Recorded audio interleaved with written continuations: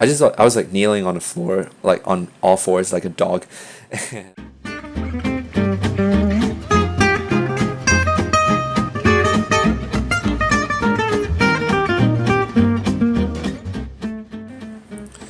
Alright, so as some of y'all might know, I just did my first marathon the other day, and I haven't made a video since because, firstly, I don't have time, and secondly, I was just too tired. Anyways, I'm just making this video so that I can kind of recap and talk about my experience, and a few other things as well.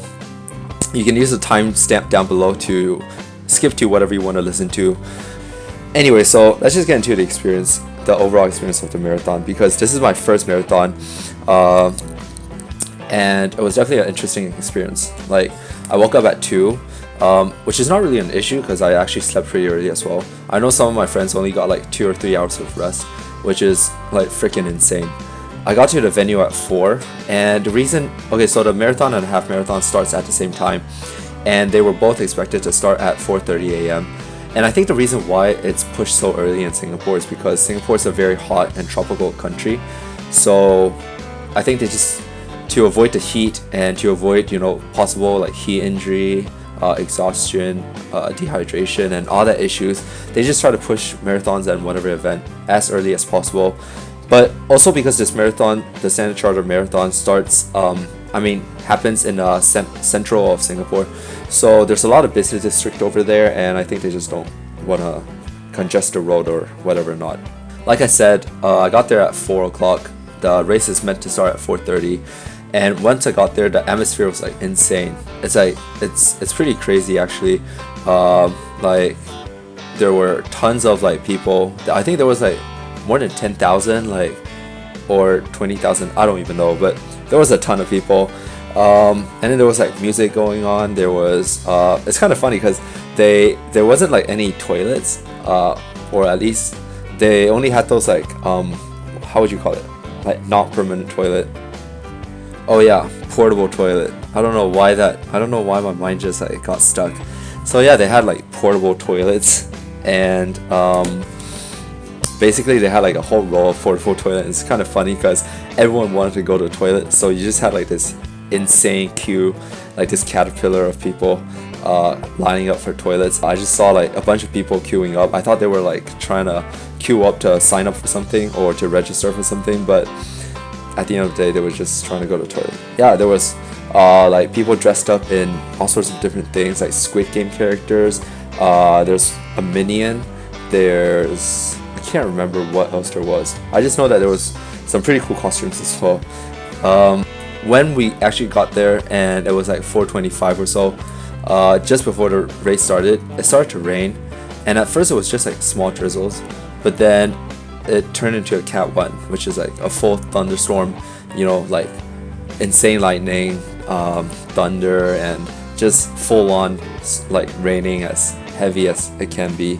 And if you've ever seen or been to a marathon, you'll know that before the race starts, everyone is like bunched together at the start line before you cross the gate. So you can imagine like all those people there. There's not enough shelter to fit so many people. So obviously a lot of us, me included, had to just stand in the rain for the whole hour.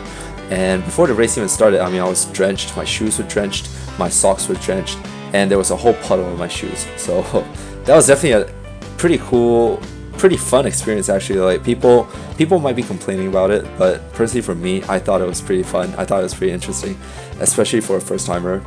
Okay, so the race is categorized into A, B, C, D, E, F, G, or maybe even more, I don't know. But basically it's categorized into these alphabets based on your speed and your time.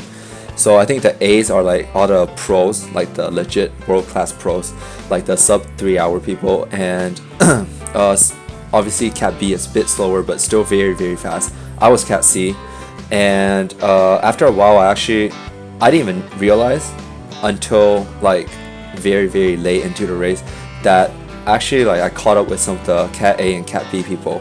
Like at the end I was pretty much running with a mixture of Cat A and Cat B people because I already overtook all the Cat Cs. Oh, by the way, I don't even know if I mentioned this already in this video, but I ran a 3 hour 24 minutes for the marathon according to my Strava. and that would be a average pace of 4 minute 51 per kilometer, which is decent, I think. But the thing is, like, for the first 30 kilometers, like, because I have like no experience and I have no idea how to pace. So for the first 30 kilometers, I was feeling very strong, and I was actually feeling very good. I was running 4 minute to 4:35 per kilometer on average. Obviously some were faster, some were slower, and actually, like, I felt so good that I thought I could just maintain that speed for the whole race. So I tried to go faster at some parts. I even went sub 4, I think, for one of the kilometers, which is pretty insane, and honestly a very big mistake as well, because at the 30-kilometer mark I completely bonked. Like, I just hit the wall. And if you don't know what that means, hitting the wall or bonking, it's like when your body, okay, so this only happens in endurance sport, where you exercise for more than, I'll say, 2 hours. Your body just runs out of sugar and runs out of fuel, so your body just completely breaks down. You get cramps on your leg, on your like literally everywhere. You start to feel dizzy, you start to feel fainty, your muscles might feel tingly. That's how I felt. And yeah, it's just incredibly like bad feeling, and it's very painful. Like, trust me, if you have no idea what bonking feels like, and you have no idea how a marathon feels like until you actually do one yourself. And no, yeah, it was pretty bad. So I was just craving to finish, but obviously at 30 kilometers I still had like 12 kilometers left, and 12 doesn't sound like that much, but when you're moving that slow and in so much pain, like even 1 or 2 kilometers feels like a lot. They had like these boards every kilometer to show you, like, okay, you did 1 kilometer, you did 2 kilometers, all the way until 42 kilometers. So yeah, they had all these boards, and it was really like mentally challenging to see, like, you will be running for like 10 minutes and you'll realize that you've only moved 1 kilometer, which is like a very defeating feeling, I'll say. And it's something that I've never felt before, like this painful and this sort of defeated. But it was also a cool feeling. Like I low-key liked it. Like, I would definitely do it again. And I think it's a very cool challenge for myself. So one more thing is, after I crossed the finish line, right? So I saw the 42 kilometer mark, and I was like, it was like heaven. It was like seeing heaven in front of my eyes. And I was like really forcing myself to at least slowly jog and not walk for that last few meters. And after I crossed the finish line, I was so happy. Like, it's finally over. And so I started walking. And the distance from the finish line to the resting point, or to the point of where you can like really stop, is like actually quite far. It's like at least 200 meters. And I think the whole point of that is for you to rest, for you to recover, which is pretty good. The only issue is, like, I was so tired and my body was so dead by then. Like, I couldn't make it to the rest point, and I thought I could, so I kept trying. But then at some point I just collapsed, and my whole body, like my head felt tingly, my muscles were like cramping, my feet, my everything was hurting so much. I was like kneeling on the floor, like on all fours like a dog. And eventually, like, some stranger walked by and they asked, like, oh, how are you, blah blah blah. And then they got the medic, because there's a lot of medics, as you can imagine, and they wheelchaired me into the tent, and I just basically laid there with ice. They gave me like a ton of water, a ton of 100 plus, which is like this electrolyte drink, and I had like at least 2 bottles of those, so my stomach was like full of water by then. And yeah, I was there for like 30 minutes. It felt terrible. It felt very, very like painful, but overall it's very fun. Like, I know I make it sound very bad, but it was fun. It was a lot of fun, and I would definitely 100% do it again in the future. Okay, so how I prepared for it was quite easy. So I signed up for the marathon in June or July of 2022, of this year.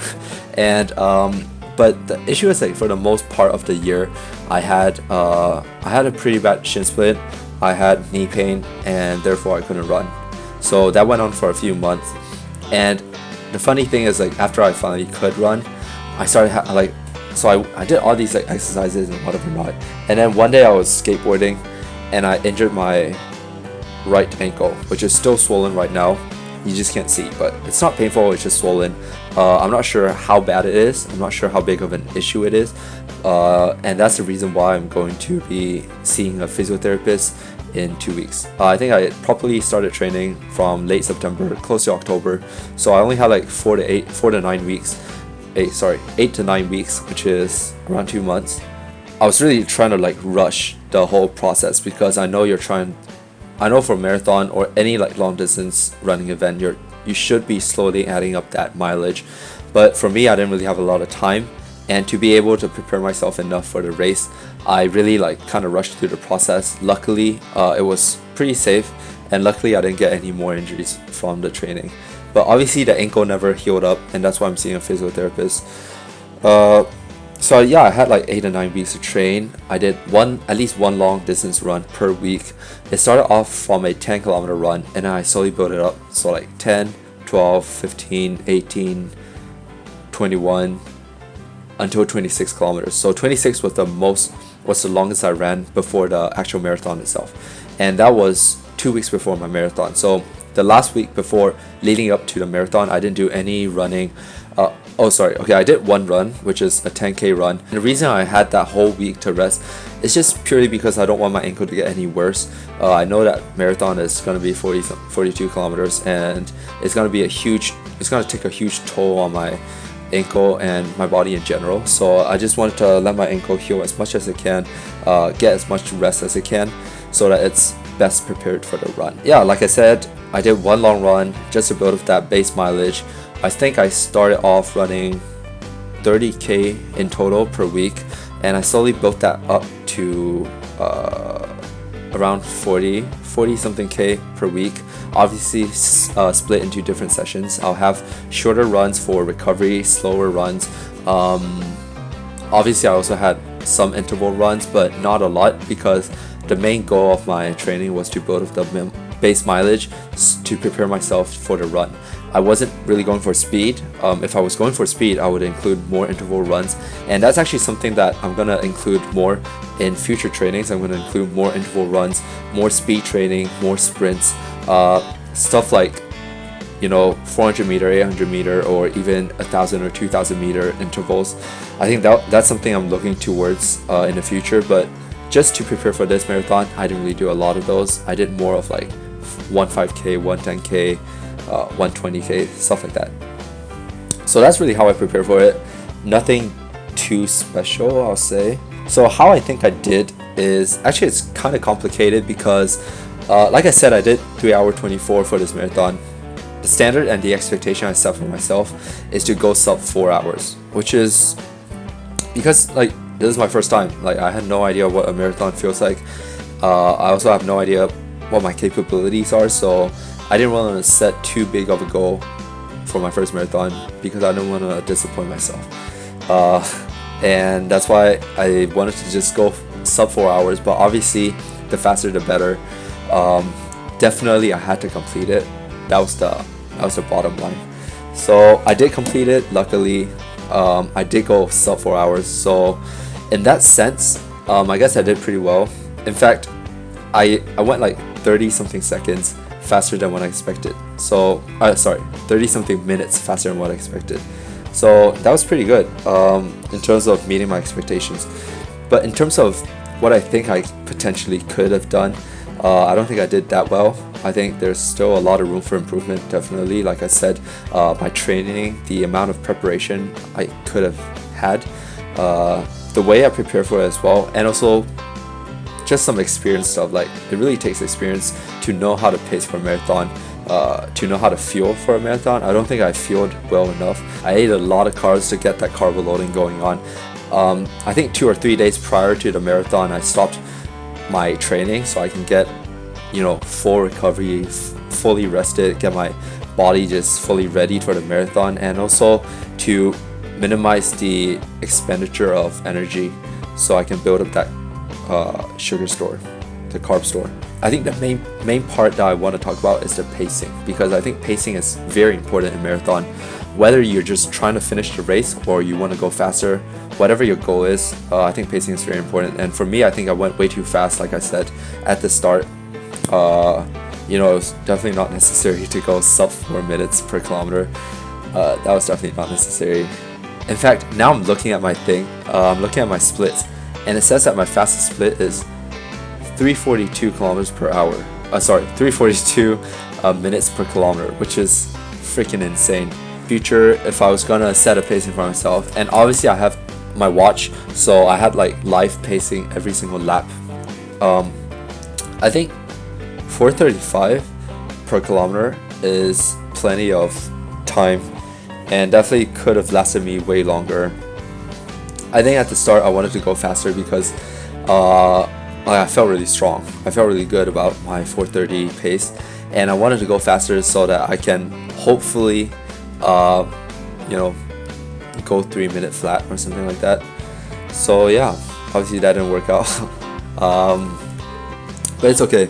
Okay, so one more thing that's kind of cool about marathon or participating in a marathon compared to watching marathon on TV or stuff is that you really have no idea, like you really have no clue how fast, how insanely fast those world-class athletes are, those Kenyan runners are, until you actually run in a race with them. Like, I think when I was like only at the 23 kilometer mark, they were already at like 30 kilometer, which is freaking insane. Like, they were like a whole hour faster than me. Like, the fastest runner was 2 hour 20. In fact, the first 3 or 4 runners were all 2 hour 20 something seconds, which is insane because I was 3 hour 24, and yeah, they were like a whole hour faster than me, which is like freaking insane. Like, it's hard to imagine how you can sustain that speed for such a long distance, and I think it really makes you appreciate those top competitive athletes a lot more. Something else I want to talk about is it's also insane how many elderly people there are. Okay, when I talk about elderly, I'm not talking about like 70-year-old or 80-year-old. I'm talking about like 40 something, 50 something. Like, there's so many people that were like 40 something years old or 30 something years old, which is like almost twice as old as I am. And actually, in fact, they are more than twice as old as I am, because I'm only 20, and 20 times 2 is 40. So people that are like twice the age of me are still running at the same speed that I was, or even faster, which is very, very insane. Like, I was in so much pain, and these people were just like left and right, center, just overlapping me, and I couldn't even do anything about it, you know. So I think that was a very humbling experience. It's definitely a cool first experience as well.